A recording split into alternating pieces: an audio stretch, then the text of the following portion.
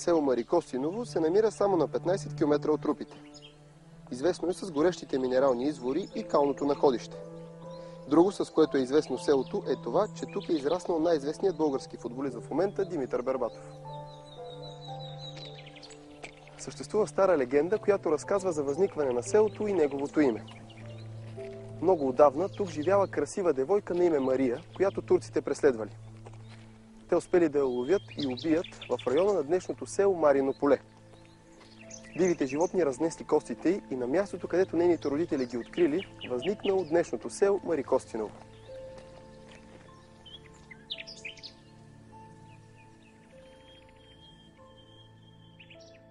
Добър ден, аз съм Сантимир, много ми е приятно. На мен също, аз съм доктор Андреева, управител съм на тази болница.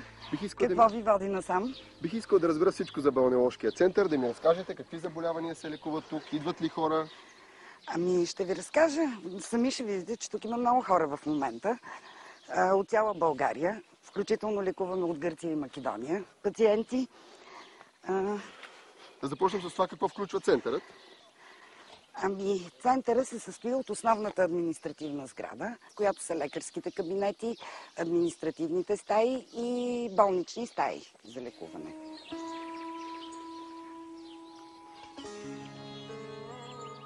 Това е турската баня, която е построена върху римски основи. Сега ние сме я възстановили и сме я превърнали в спа-център.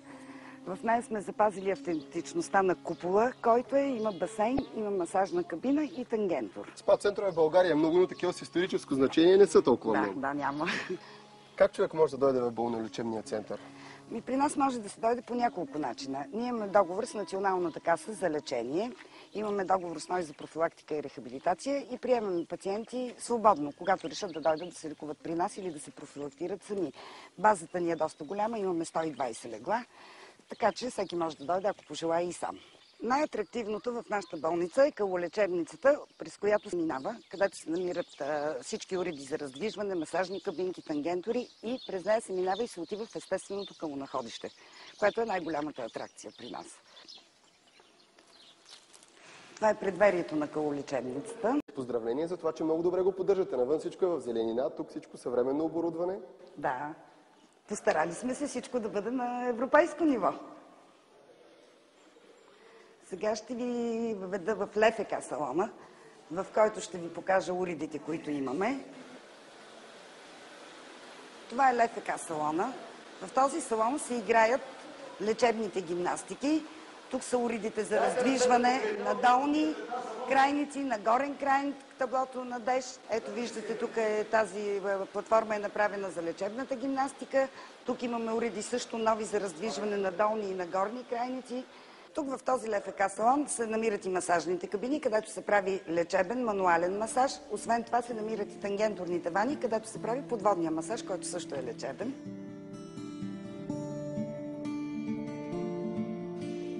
Доколкото знам, подобно находище на кал има само на 2 места в света, в Чехословакия и Унгария, което наистина го прави уникално. Браво, ма ти много знаеш за Марикостиново. Готви се предварително. Радвам се. Да, действително е така.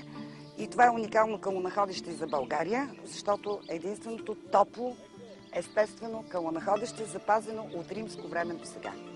Добре, хората идват тук, потапят се, самата кал е на дъното. Да. Тази кал се образува от отаяването на минералните частици на водата. Тя не е кал, а по-точно е хума, която е много мека, много приятна на цвят, няма мирис, става като изсъхне, става сребърна и е много приятна. А какви заболявания лекува калта? Тук лекуваме заболявания на опорно-двигателния апарат, на периферна нервна система и гинекологични заболявания. Подходящо ли е мястото, ако дойде човек, който няма заболяване, просто за профилактика и релакс?